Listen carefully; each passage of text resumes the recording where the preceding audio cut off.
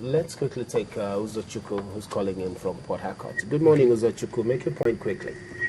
Yeah, morning. I'm calling from Port Harcourt, right? It is disheartening to note that Port Harcourt Airport has been abandoned for over many years, and we see that amount of money spent on cars. And the excuses they are giving us is that the contractor went out of sight. We have been using tarpaulin to use as our. The minister is buying that value of cars. I don't really blame the minister. I blame the president, because before you put somebody as a minister, you should look at his or her antecedents. You should be able to realize that before you pick somebody to be a minister, it's not because they're political assistant or political whatever. Check out the person's past and to know exactly whether he's qualified to be a minister or not. And I believe that this car is not actually the thing that resurrected this problem. There might have been past things she might have been doing in aviation that have been covered. It might be out of annoyance that somebody said, oh, look, you have done enough, let me expose you. There might be so many other things that if you go back to every aviation, we should find out that this woman has been doing so much. So something has to be done. And people have to pressurize the president to get her to resign. And then somebody cannot be moving around while they're making inquiry on her. She could torpedo that inquiry. So the best thing is to make her realize, to go on suspension, and then the proper inquiry should be done. Okay, thank you. Thank you very much, Uzochukwu. While you are still on the issue, then maybe you want to respond to what Uzochukwu is saying there. Should we be looking at asking a minister to resign? It's never happened in Nigeria. It doesn't mean it cannot happen. It doesn't mean, maybe I don't know whether looking at Baton Nudge, at least we have one this thing, and Baton Nudge's case, whether Dumego just resign, we are looking at Baton Nudge's case is painful. After he left Nigeria and started shouting, the power, this thing, situation has gone down. But that's a different thing. But listening to what he says, yes, pains about Port Harcourt. I talk about it because I'm in aviation. And when aviation issues come, I wake up, unlike the armored vehicle thing. You see, over the years, Port Harcourt, Kano, they were in a mess.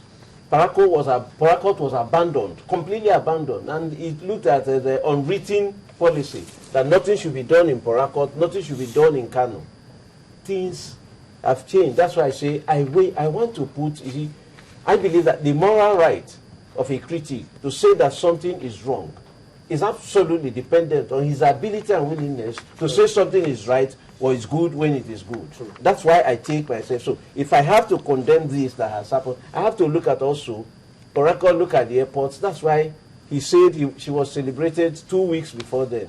She's left legacies which no other minister was able to leave, and that will we give her. But that is not to say if there is serious infraction in this thing that is on ground, that it should not be questioned for this serious infraction. The mischief of our politicians, as we are bound to know, is that they also take advantage of this hype and perpetrate more heinous or even more heinous offenses. In other words, they could, in the eye of the people, be doing well, while they are orchestrating a more devastating... No, it is possible. That's why underground. Yes. No, it's possible, Malaki. That's why I say the president has done well by setting up outcomes of committees we have had in this country, except that we are just beginning to hope against hopes. Look at the head of civil service, chief security officer, and the man of this thing. At least for me, let us get a modicum of respect. That's what I think. That's why I'm not going to yes, there are credible people up till now,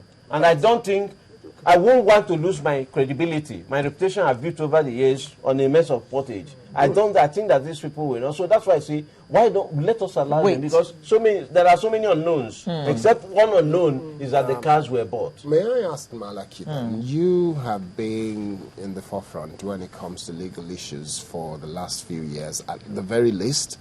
And if you look at historically Nigeria over the last 5-10 years, has there been any committee set up by this president or previous president that has amounted to anything other than zilch?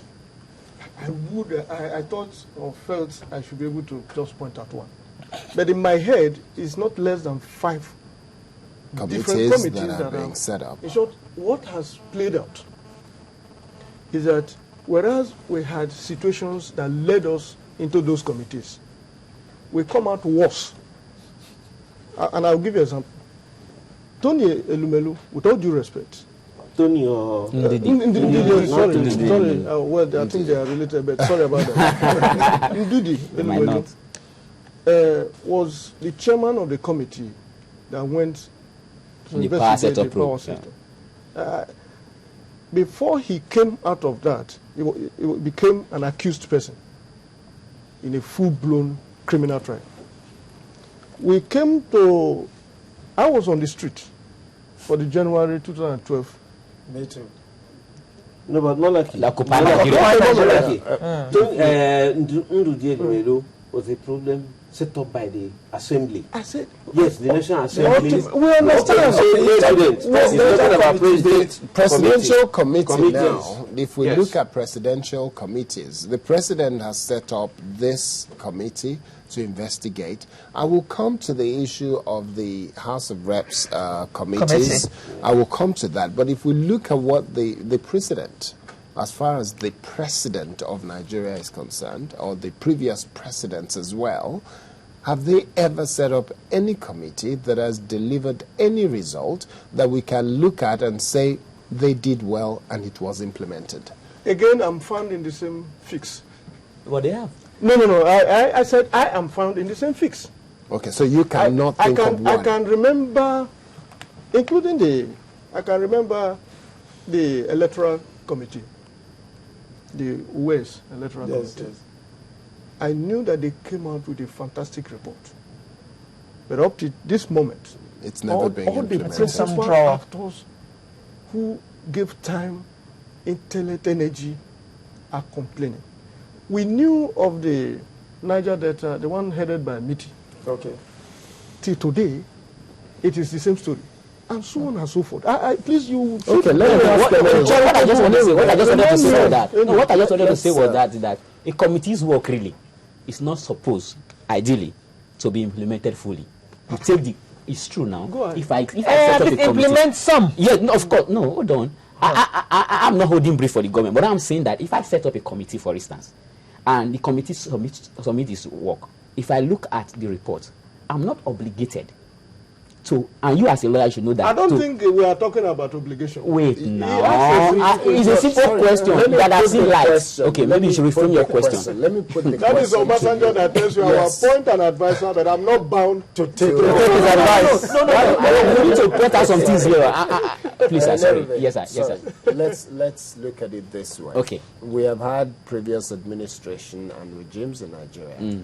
Can you point to one or two or three committees of government that has investigated any issue of this nature that you can say of this nature or of any at all that they have come out with any white paper or any document, whether white or brown, that has seen the light of day and something has been done about it? Of course, capital N, capital O. They've not done that. There has been no white paper. But of course, but they have also implemented piecemeals, let me put it that way, of the committee. So that's fine. That will do. Now let me ask Bruce then, if that be the case, what are the chances that this committee, including the National Security Advisor, the outcome of the investigation by the Presidential Committee, will amount to anything? What are the chances that it will amount to anything? Well, like on the piecemeal application, I think maybe they might adopt a piecemeal approach.